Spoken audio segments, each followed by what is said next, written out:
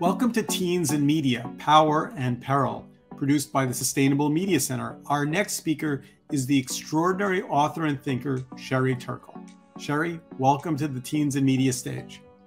Thank you so much. I'm so happy to be here, and I loved the previous presentation. I loved hearing about agency and empowerment. My new project actually is about agency in digital life and how to encourage it.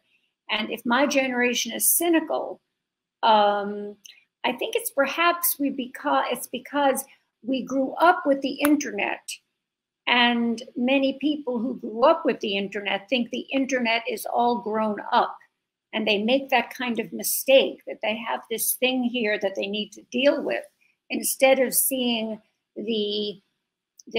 something that they can evolve and change and make it anew.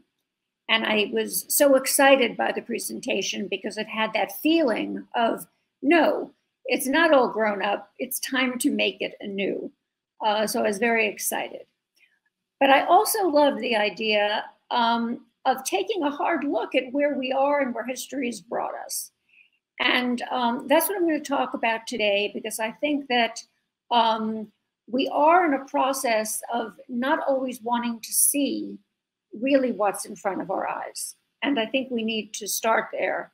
And I want to just review that evidence, because we're also, I think, in a bit of denial about where we are. There's increasing evidence of a catalog of harm from our lives on the screen, and particularly on how social media undermines adolescent development. And that's peril. But there's also so much power, because this technology, as we see, passes to a new generation, and that's the hope. So that's why this is called, the peril and the power. It's the peril and the hope. But here's the peril. Things are so bad in the industry now, it's so ripe for a takeover by new voices, that when Facebook wanted to start an Instagram for under 13-year-olds, it hid its internal research about how teenage girls felt after beginning to use Instagram. 13.5% of UK teen girls said their suicidal thoughts became more frequent. 17% said that their eating disorders got worse. 32% said that when they felt bad about their bodies, Instagram made them feel worse. Facebook hid these results and was going to proceed with its under 13 Instagram until a whistleblower brought all this to light. Now, those are harms that focus on content. But beyond those kinds of effects that people saw, acknowledged, and then life goes on, screen life inflicts other kinds of harms that work independently of specific content. And I'd like to focus on those because I think that we too often say in our advice to parents world that I'm a part of, don't look at this, look at that, don't look at this, don't look, look at that, looking at the content of what we show people. Consider how screen life teaches a certain kind of notion of efficiency. Screen life has an aesthetic that says the difficult will be made easy, the rough will become smooth, and that which had friction will become friction-free. And I just want to pause on what's implied by this idea of things being friction-free. It doesn't just mean that the new digital world will be friction-free because economic transactions will go more smoothly with things like electronic fund transfers. The vision of friction-free is more ambitious. The goal was to minimize and even eliminate social friction, interactions that might cause emotional stress. Screens teach us to see the stress of human relationships as a problem that technology can solve. Screens teach us that vulnerability is a problem that technology can solve.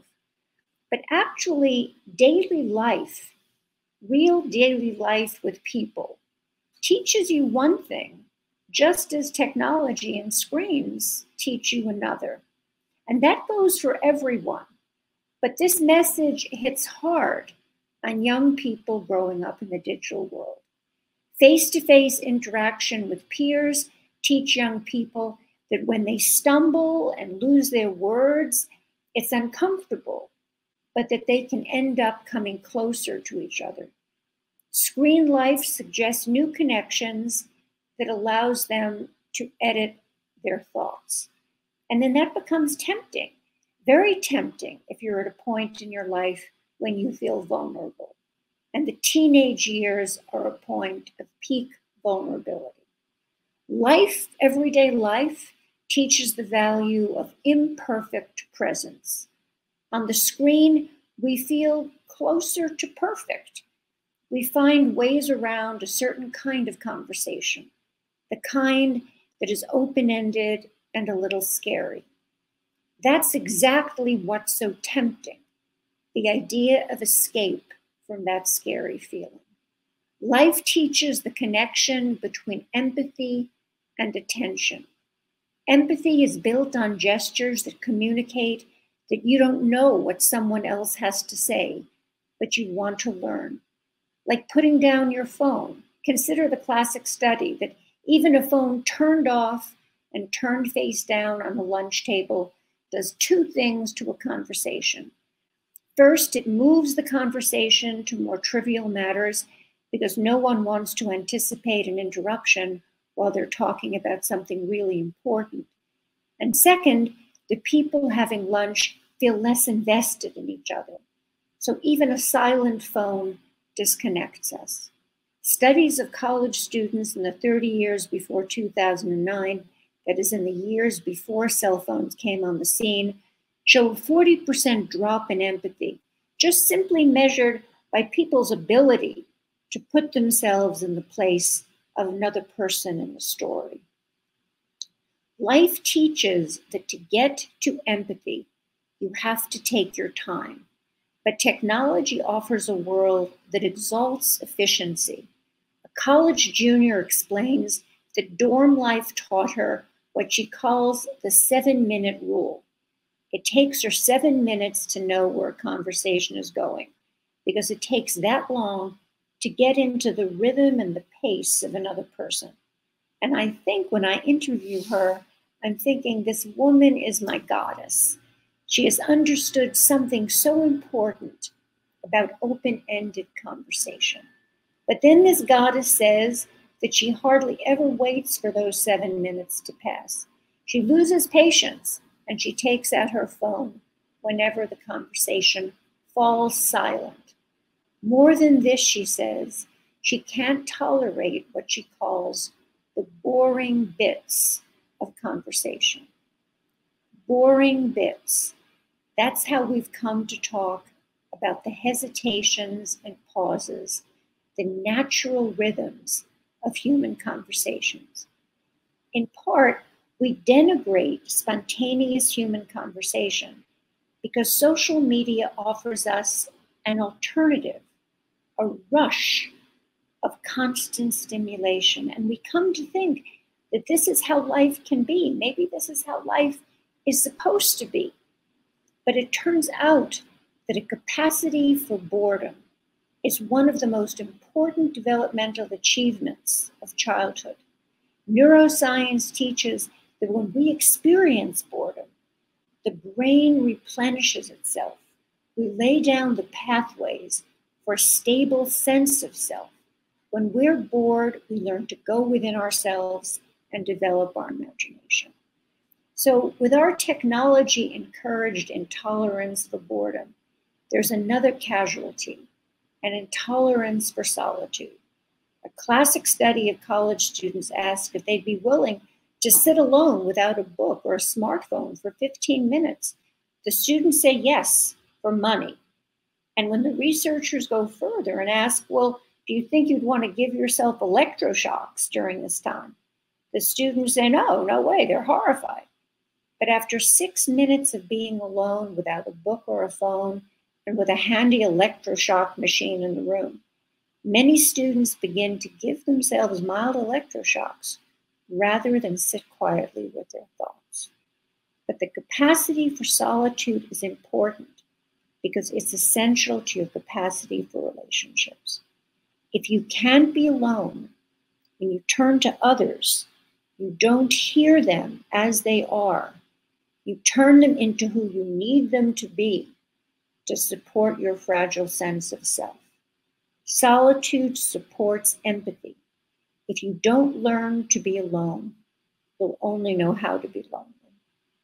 Technology makes us feel less vulnerable. We have controlled exchanges, but here is what we know about life. We lose out personally and as citizens in a democracy when we don't take the time to talk to each other, when we don't learn how to listen to each other, especially to other people who are not like us. On the internet, we can use it to listen to fewer and fewer people who don't share our opinions. And today's political climate, we all need, and we certainly need young people to develop the very skills that screen time can erode. Slowing down to hear someone else's point of view, waiting those 7 minutes, valuing those boring bits. If we reclaim our attention and our capacity for solitude, young people will have a better chance to reclaim our communities, our democracies, and our shared common purpose.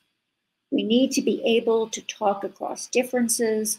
We all need to be able to listen to why someone else thinks the way they do. That may be so boring, but that's what democracy is truly based on.